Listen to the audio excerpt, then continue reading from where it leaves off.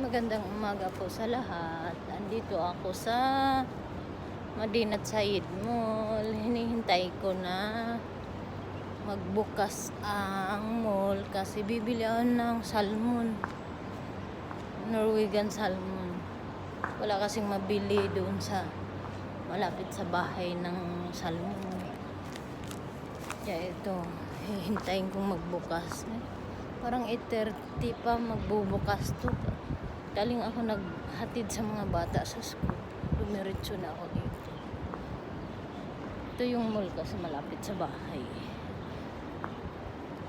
Kaya nilalakad ko lang. Ito. Titingnan ko anong oras sila open. Sarado pa eh. Wala pang katao-tao. 8 a.m. Shop timing, dormant. Ito, andito ako sa mall. Ang ganda ng kulay ng ano.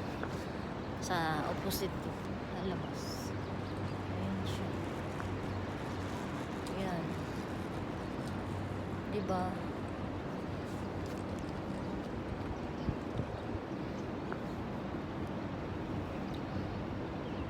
Maraming maliliit na tindahan dito. Gagana.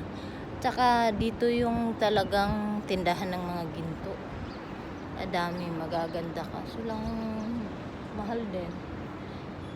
Hindi afford yung budget. Ayan. Ito yung Madinat Said Mall. Yung palengke nila doon sa opposite side. Doon sa kabilang side. Sa left side. Ayan. Upo na muna ako dito. Hinihintay kong magbukas yung pinto.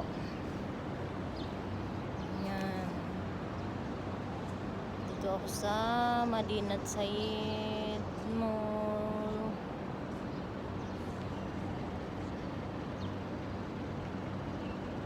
Alanganin kasi kung uuwi ako tapos lalabas na naman uli. Kaya hintayin ko na lang na magbukas saka ako uuwi. Maglalaba ako para hindi na ako lalabas uli mamaya.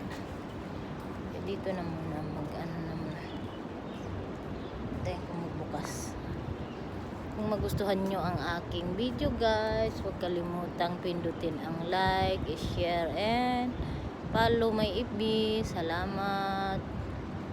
Magandang araw. Sana maging masaya ang inyong araw today. Less stress. Bye muna.